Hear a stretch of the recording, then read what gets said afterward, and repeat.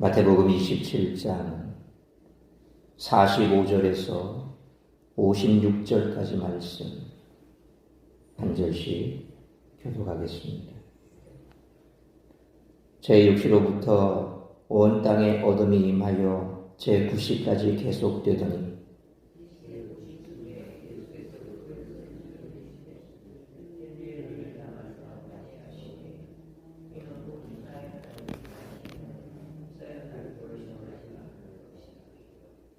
거기 섰던 자 중 어떤 이들이 듣고 이르되 이 사람이 엘리야를 부른다 하고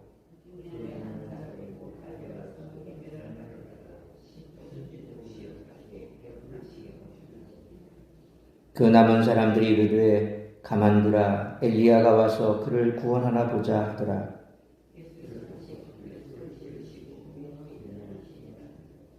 이에 성소 휘장이 위로부터 아래까지 찢어져 둘이 되고 땅이 진동하며 바위가 터지고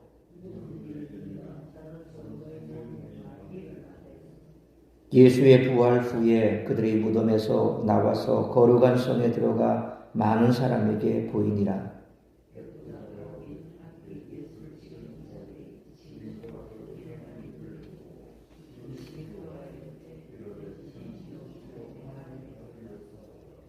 예수를 섬기며 갈릴리에서부터 따라온 많은 여자가 거기 있어 멀리서 바라보고 있으니 그 중에는 막달라 마리아와 또 야고보와 요셉의 어머니 마리아와 또 세베대의 아들들의 어머니도 있더라. 아멘. 예수님은 정오부터 오후 3시까지 십자가에 달려 고통받으시고 그 시간 동안 세상은 하나님의 진노하심 가운데 흑암으로 덮였습니다. 하지만 하나님의 진노의 초점은 자신의 아들에게 향했습니다. 나의 하나님, 나의 하나님, 어찌하여 나를 버리셨나이까라는 예수님의 절규는 하나님의 진노가 아들을 버리는 십자가 사건으로 표현되었음을 의미합니다.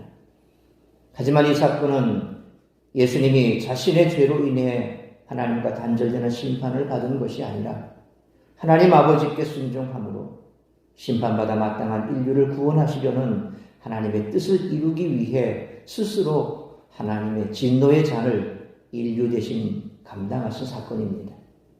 이러한 깊은 뜻을 알지 못하는 사람들은 그저 예수님의 무능함, 자칭 메시아로 여기고 그의 고난과 죽음을 조롱합니다. 예수님의 죽음이 심판적이면서 구원적이라는 점은 이후에 일어나는 일들을 통해 드러납니다. 지성소를 가리고 있는 휘장이 둘로 찢어진 사건은 예수님을 거부한 이스라엘의 리더들과 권력의 상징으로 전락한 성전에 대한 심판입니다. 한편으로는 하나님의 임재와 통치가 지성소에서 세상으로 확장됨을 의미합니다. 하늘을 열고 성령으로 기름 부어 예수님을 메시아로 임명하신 하나님이 이제 그의 죽음을 통해 휘장을 찢어 자신의 임재와 통치가 세상으로 뻗어나가게 하신 것입니다. 예수님의 죽음이 이렇게 하나님 나라의 도래를 이끄는 결정적 사건이라는 사실은 이후에 발생할 예수님의 부활과 궁극적으로 실현될 성도의 부활로 확증될 것입니다. 예수님이 메시아를 자처하는 자가 아니라 참된 하나님의 아들이었다고 고백한 백부장과 그와 함께 있던 로마 군인들은 예수님의 죽음과 부활이 메시아의 승리요 하나님의 역사임을 고백하는 이방인 신자의 출현을 예고하고 있습니다. 이처럼 예수님의 십자가는 수치와 고통만 보여주는 것이 아닙니다. 예수님이 운명하시자 휘장이 찢어지고 지진이 일어나 바위가 터지는 일이 벌어집니다. 이런 사건들의 의미를 통해 우리는 십자가 사건의 진면목을 볼 수 있습니다. 따라서 이와 같은 오늘 본문의 말씀을 통해 우리들이 깨달아야 할 것은 첫째로 45절 50절 말씀처럼 믿음의 눈이 없으면 영광의 주님을 조롱할 수 있다는 것입니다. 예수님이 십자가에 못 박히시자 45절 말씀처럼 정오의 어둠이 온 땅에 임했습니다. 성경의 신약에 나오는 시간은 대체적으로 보면 그 기록된 시간에 요즘 시간으로 치면 더하기 6을 하면 됩니다. 그러니까 제 6시면 거기에 더하기 6을 하면 10이죠. 이게 정오가 되는 겁니다. 제 9시니까 더하기 6을 하면 15시가 되니까 정오를 지난 오후 3시가 되는 거죠. 그래서 정오부터 온 땅에 어둠이 임했다 그랬습니다. 이 어둠은 예수님이 운명하시는 오후 3시까지 계속되었다고 기록하고 있습니다. 정오의 어둠이 임했다는 것은 예수님의 빛이 꺼져가고 있다는 것을 말해줍니다. 예수님은 요한복음 1장 9절 말씀처럼 빛으로 세상에 오셔서 각 사람을 비추신 분입니다. 그래서 예수님이 죽어가실 때 어둠이 온 땅에 임한 것입니다. 예수님은 46절 말씀처럼 엘리 엘리 라마 사박다니라고 외치셨습니다. 예수님께 찾아온 육체적 정신적 고통보다 더 힘든 것은 영적 고통입니다. 아버지로부터 버림받았다는 아픔입니다. 예수님은 엘리 하나님을 불렀는데 사람들은 47절 말씀처럼 엘리야를 불렀다라고 말합니다. 당시 사람들은 49절 말씀처럼 의인이 고통받으면 엘리야가 와서 구해준다라고 믿었습니다. 그러나 예수님은 48절 말씀처럼 신포도주를 마실 힘조차 없었을 것입니다. 결국 50절 말씀처럼 크게 소리 지르시고 운명하셨습니다. 빛으로 오셔서 각 사람을 비추던 예수님이 십자가에 달려 돌아가셨습니다. 빛이 꺼주니 어두운 분입니다. 십자가에 달리신 예수님에 관한 말씀을 복음서에서 읽을 때마다 참 마음이 아픕니다.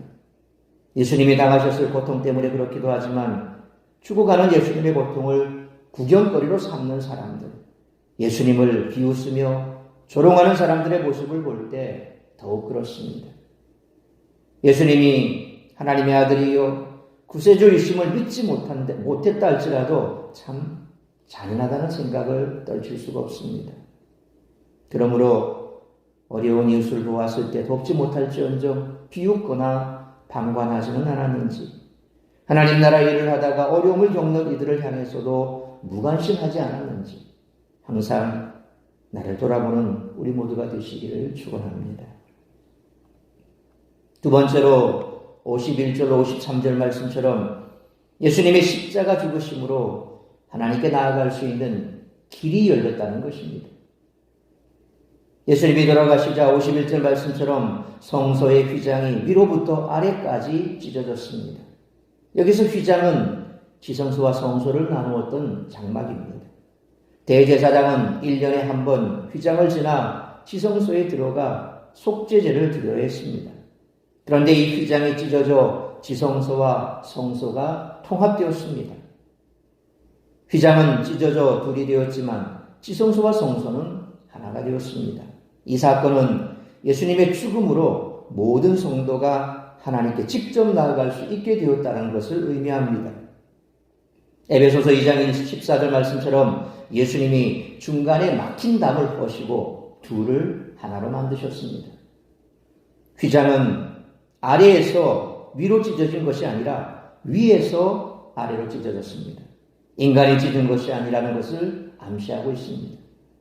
휘장을 찢어 하나님과 인간의 화평을 이룬 일을 예수님이 하셨습니다. 또 12절 말씀처럼 땅이 진동하고 바위가 터졌습니다. 여기에 더해 마태는 53절 말씀처럼 예수님이 부활하신 후 무덤이 열려 자던 성도들이 일어났다라고 기록했습니다. 성도의 부활은 예수님의 재림 때 일어나는 일입니다. 여기서 보여주는 성도의 부활은 예비적 부활, 곧 부생, 다시 살아나는 것인데 죽은 나사로가 살아나는 것처럼 생명이 돌아와 장차 있을 영광의 부활을 미리 보여주는 것으로 볼 수 있습니다. 물론 나사로도 살아났죠. 근데 그 나사로는 지금 없습니다. 그도 나이가 들어 죽었습니다. 결국 이 부활은 완전한 부활이 아니라 결국 예비적 부활이다. 그래서 부활의 맛배기 역할 정도라고 보시면 되는 거죠. 예수님의 부활 죽음을 통해 이제 하나님과 우리는 화목한 관계가 되었다는 것입니다. 예수님이 죽으시고 부활하심으로써 성도도 부활할 것을 알 수 있습니다. 그러므로 예수님이 십자가에 못 박혀 죽으심으로 인간의 죄값이 다 지불되었기에 하나님께 나아갈 수 있는 길이 열렸고 죄와 사망 권세로부터 자유를 누릴 수 있게 되었으므로 열려진 길을 통해 때를 따라 돕는 은혜를 얻기 위해 날마다 하나님의 은혜의 보좌 앞으로 담대히 나아가는 우리 모두가 되시기를 축원합니다. 세 번째로 54절로 56절 말씀처럼 진실로 십자가를 경험한 자만이 신앙을 고백하고 예수님의 제자가 될 수 있다는 것입니다. 예수님의 사형 과정을 집행하고 모든 것을 목도한 백부장이 54절 말씀처럼 이는 진실로 하나님의 아들이었다라고 고백합니다. 로마의 백부장은 이방인입니다. 그런데 그는 예수님의 죽음을 보고 그분이 하나님의 아들이었음을 고백합니다. 이 고백은 예수님의 제자인 베드로가 16장 16절에서 했던 주는 그리스도시요 살아계신 하나님의 아들이신데라라는 고백과 같습니다.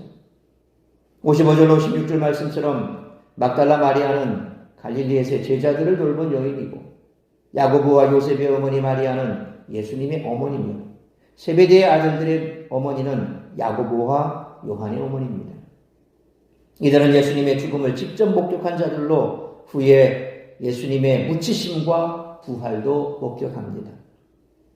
그러므로 이처럼 진실로 십자가를 경험한 자만이 신앙을 고백하고 예수님의 제자가 될 수 있으므로 날마다 예수 그리스도와 십자가의 은혜를 체험하며 살아가는 참제자로 살아가는 우리 모두가 되시기를 축원합니다. 사랑하는 성도 여러분, 혹자는 그리스도는 십자가를 지신 것이 아니라 사용하셨다라고 말합니다. 예수님이 십자가에서 죽으신 것은 사실입니다. 예수님의 죽음으로 세상을 비추던 빛이 사라졌습니다. 그러나 그 죽음으로 하나님과 인간의 막힌 담이 무너졌고 믿지 않는 자의 입에서 신앙 고백이 나왔습니다. 예수님은 십자가를 구원의 도구로 사용하셨습니다. 그래서 십자가를 지신 것이 아니라 사용하셨다라는 그 말이 어쩌면 맞는 말인지도 모르겠습니다. 그러므로 예수님의 십자가 죽으심으로 하나님께 나아갈 수 있는 길이 열렸기에 자신을 낮추고 때를 따라 돕는 은혜를 얻기 위해 날마다 은혜의 보좌 앞으로 나아갈 수 있는, 그래서 예수 그리스도의 십자가와 그 은혜를 체험하며 참제자로서 주님을 사랑하는 마음으로 끝까지 내 십자가 지고 주님을 따라가는 우리 모두가 되시기를 주님의 이름으로 축원합니다. 기도하겠습니다. 거룩하신 아버지 하나님, 은혜와 사랑을 감사합니다. 오늘도 이 새벽을 깨워 말씀으로 예배로 하루를 시작하게 하시니 감사합니다. 오늘 이제 주님께서 십자가에 못 박혀 운명하셨습니다. 해도 빛을 잃었습니다. 빛이신 주님께서 그 생명이 꺼졌으니 그 빛도 빛을 잃어버리고 세상은 어두움 가운데 거하게 되었지만, 그러나 그것으로 끝이 아니라 다시금 부활 승천하시어 이 땅 가운데 구원의 빛이요 부활의 첫 열매가 되셔서 우리 또한 부활의 소망 가운데 살아가게 되었음을 감사합니다. 주님께서 돌아가시자 지성소와 성소를 가로막던 그 휘장이 위에서 아래로 찢어져 이제는 하나가 되었고, 우리 역시 주님의 십자가 죽으심으로 말미암아 하나님의 보좌 앞에 담대하게 나아갈 수 있는 길이 열려졌습니다.